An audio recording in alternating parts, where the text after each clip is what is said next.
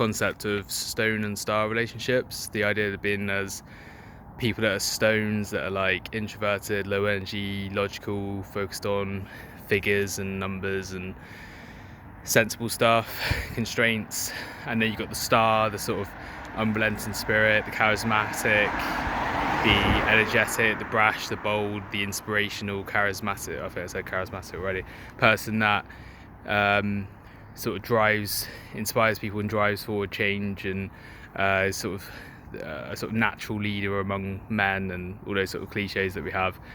And it's often viewed as an outdated concept by now in traditional sort of academic studies of leadership. It's thought of charismatic leadership is a type of leadership, but it's an outdated one. It doesn't fit all molds. It's often completely wrong for the type of business or the type of partnership. It can apply to sort of romantic relationships as well. It can apply to any endeavor in life. It doesn't just have to apply to business. That you are trying to sort of fit a star to a bunch of stars, or a stone to a bunch of stones, and all this type of thing. What I'm trying to get at is one of the classic examples of this that we looked at was Steve Jobs with Apple. When he passed in 2011, we studied it as a case in my organisational leadership studies at university, and I wrote an essay on it comparing, sort of arguing for the merits of Tim Cook, who was his replacement in the organisation as the chief executive after Steve Jobs passed. So it's really cold out and sort of stammering a bit.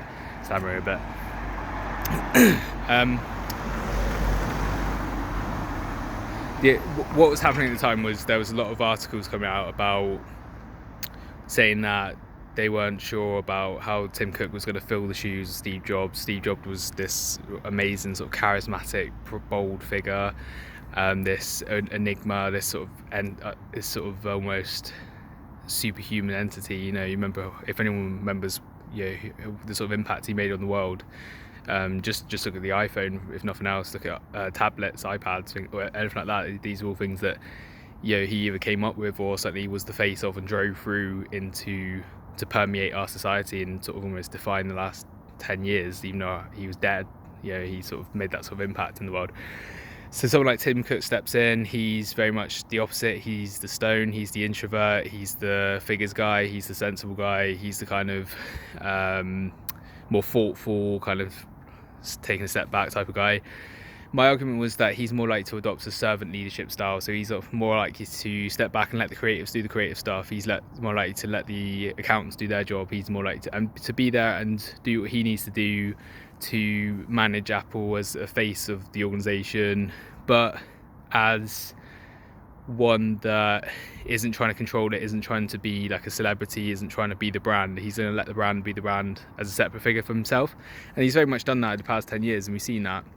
Until I saw him at the Oscar ceremony, I don't think I've seen or heard much of him. But yet, Apple, as I sort of predicted, has driven, in Tim Cook's reign, he's added $1 trillion to Apple's value, which has never been matched by any other chief executive, according to this article, which I think is quite incredible. And it really drives home my point that introverts can be leaders, that quiet people, that sort of low energy, logical, kind of safe people can be good leaders. They don't have to be this old school concept of this like confident, charismatic, energetic person that appeals to emotion and throws logic out the window. And it doesn't have to be that way. Ideally, you want to be a mix of both in a great sort of chief executive, but it's so often one or the other. And a lot of the time, the focus is on who's the most confident, who's the most sort of charismatic, who's the most the one inspiring hearts and minds, which is thought to be an old school concept, an outdated concept in the academic world, but in the real world, in business, what I see is still very much alive and well.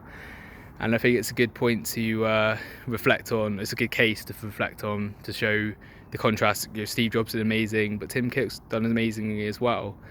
I think ideally, I'd say maybe less of the extreme in one form than the other, but no better example of introverts. The stone can do just as well as the star, and I think it's something to reflect on and to think about. Yeah, nice to see it. I was right.